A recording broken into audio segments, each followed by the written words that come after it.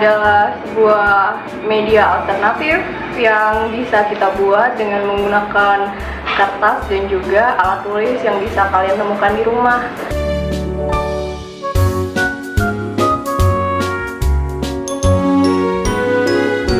Warnanya apa? Biru, warna biru lah. Biru. Kenapa? Terus kalau di sungai ada apa aja? Ada ikan, ada ikan.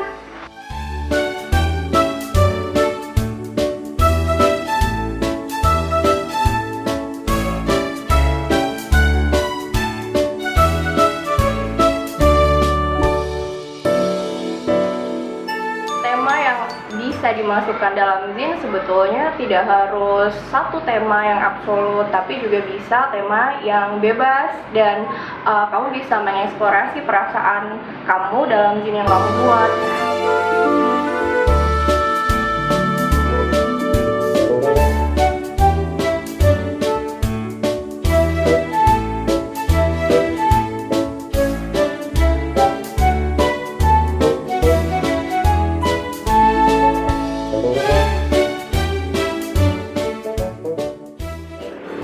Membuat zin itu cukup mudah dan zin adalah sebuah media alternatif yang kalian bisa buat dari beberapa kertas yang kalian tepuk menjadi ukuran A5 atau lebih kecil atau bisa juga lebih besar dan kalian isi dengan berbagai macam tema yang kalian pilih.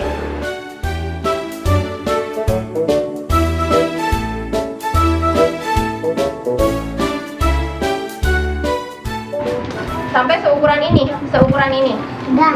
Seukuran ini. Oke? Bisa. Cara membuat zin, pertama kalian bisa menggunakan kertas HVS berukuran A4. Aku punya 1, 2, 3, 4, 5, 6. Ada 6. Lalu ditepuk menjadi 2 bagian. Seperti ini. Halaman depan akan menjadi sampul dan halaman belakangan akan menjadi sampul belakang.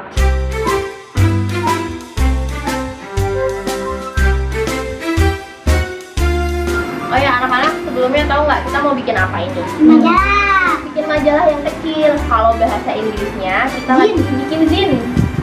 Ya, kita lagi bikin zin. Kalau bahasa Indonesianya majalah, tapi dibikin sendiri.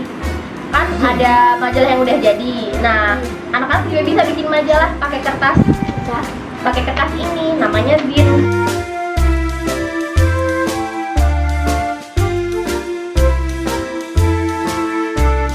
Kak, gini kan Kak? Iya, ya, ditekan ke atas. Yang bisa dibuka bagian yang atas yang dilipat. Ya. Berarti ini yang bagian bawah.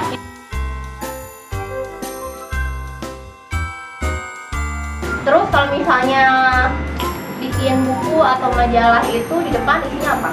Gambar depan berarti namanya Sampul. sampul, pinter. Pakai spidolnya di sini. Berapa enggak? Berapa aja? Terus. Ya, terserah aja. Enggak.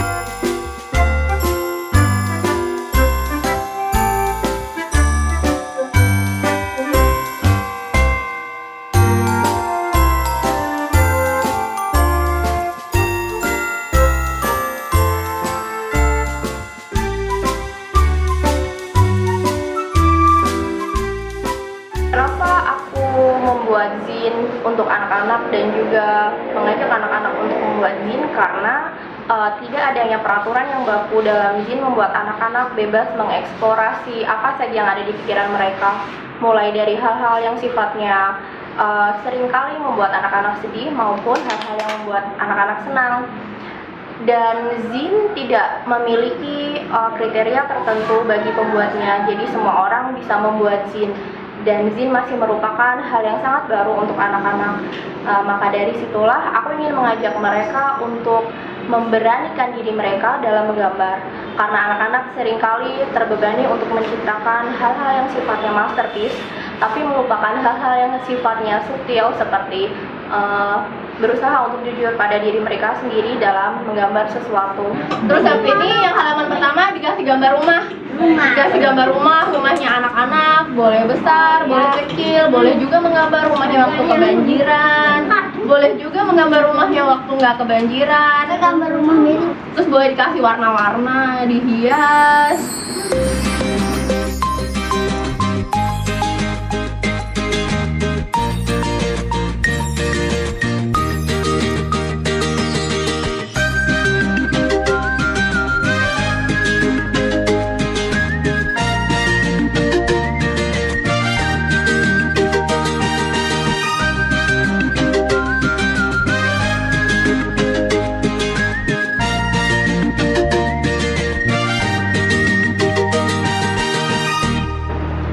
Di proyek yang aku lakukan bersama Jakarta Biennale, aku mengajak anak-anak untuk menggambar sungai di Jakarta.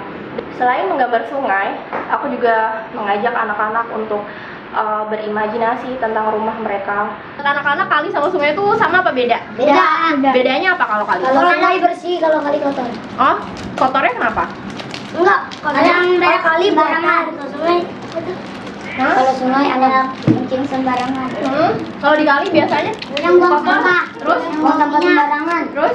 Bawa sampah. Buang oli, oh buang sampah. Sama apa lagi? Buang minyak. Buang minyak. Tanya lagi ya. Kalau sungai itu warnanya apa, Bon? Biru, terus? Hijau. Hijau. Coklat. Tepat. Kalau kali warnanya apa? Coklat. Coklat. Kadang-kadang hitam. Kadang-kadang hitam. Kenapa bisa hitam gitu? Kalau hitam buang oli sembarangan. Karena kalinya mabok. Sip. Kopi nggak?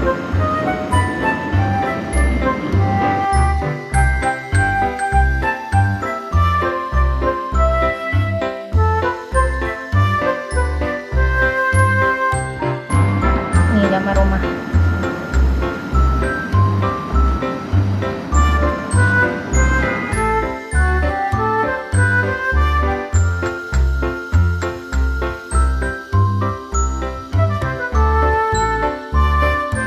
Dalam beberapa kasus, aku melihat bahwa lingkungan sosial seringkali mempengaruhi bagaimana anak-anak melihat diri mereka di kemudian hari.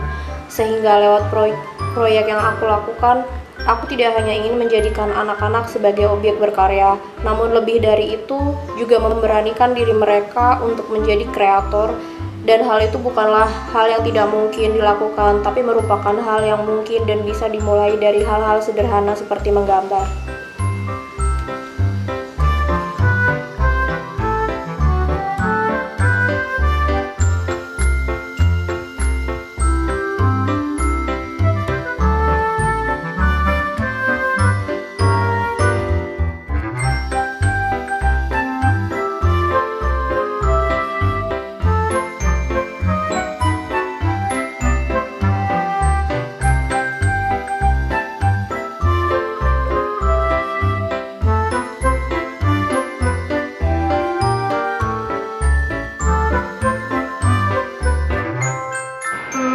Bekerja sama dengan Sanggar Anak Akar sebagai salah satu sekolah otonom yang paling besar di Jakarta merupakan hal yang menyenangkan dan sangat menarik untukku sebab waktu pertama kali aku datang ke sini aku merasa ragu bahwa aku bisa mengajak anak-anak untuk menciptakan hal-hal yang di luar kebiasaan mereka.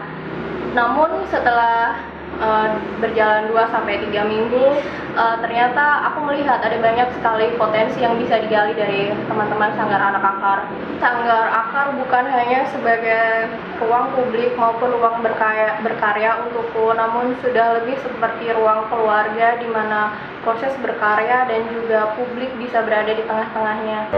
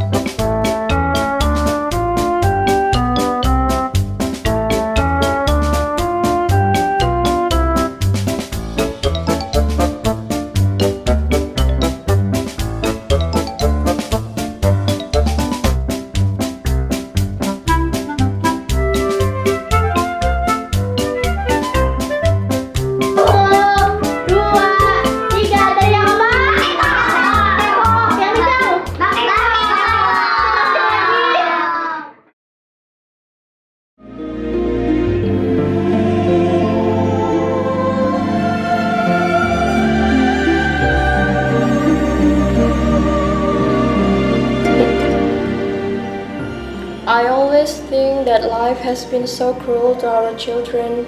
Some of them sing only wars. Therefore, for me, one of the ways to change this world is to save the children first. And it's not something impossible to do because art and love do make the process real. And it's always interesting to work with them because children always have different stories to tell and to make life even more meaningful. We will hear lots of naive, honest, mysterious, and childish confession that makes us become human again. And we should not forget one thing, that children will always appreciate love and kindness. Therefore, they will not forget what we've done to them.